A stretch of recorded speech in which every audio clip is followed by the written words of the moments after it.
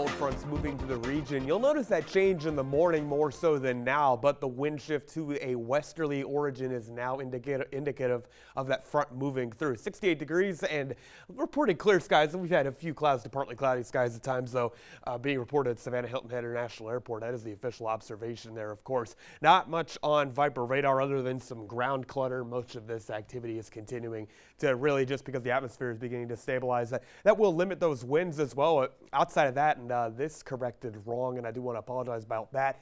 This is meant to be wrong. The graphics are being a little goofy with me, and again, there we go. That is that. Anyway, here, Viper radar again has dried out, and we really are seeing skies clear out well ahead of time here on the future, or on the satellite and radar, and the cold front has also begun to move offshore. You can analyze it here either which way, no big deal. Again, in looking at guidance is a little behind on that as well. But overall, those temperatures are going to dip into the low and mid 50s for most of the area. Some inland spots, 40s even out the door for you tomorrow morning, or for Monday morning rather. Into Tuesday, though, these temperatures do warm more modestly. You get winds out of the southwest. That brings warm air from the Florida Peninsula and really in the Gulf over our region. That's going to help warm us up a bit, and temperatures are only going to manage low to mid 70s for you on your Monday.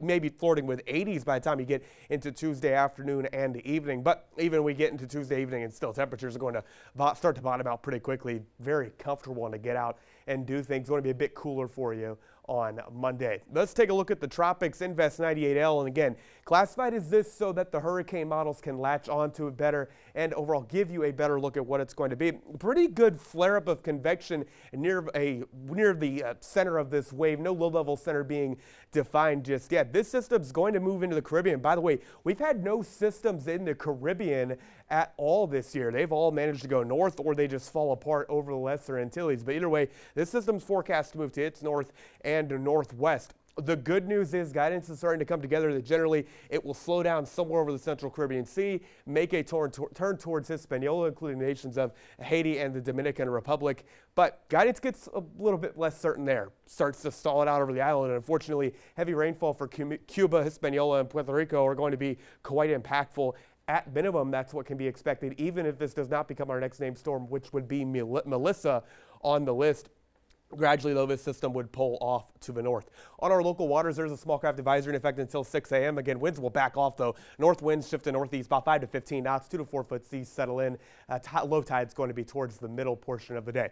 Got a lot of time to work with on this 7 days, so I'm going to give you plenty of time to deal with that. Starting off in the morning, a mid-50s on average for us in the coastal empire and low country to start Monday, warming up into the low to mid-70s. You do get in towards the Tuesday time frame. It will be quite sunny. Southwest winds will help warm up the temperatures 30 degrees versus the start of the day at 50 degrees up to 81 by the afternoon. And when you're dealing with you have that, of course, so that is the true fall air mass here with a lot of dry conditions. By the middle of the week, a reinforcing cold front moves in. That's going to knock those temperatures down for the afternoons and the mornings included, with our coolest morning likely being Wednesday into Thursday, of course. As we get towards the end of the week, start to get more warmth and humidity back in. And next weekend does bring the next shot for rain chances, but really looking dry the next several days. Yes, dry and sunny.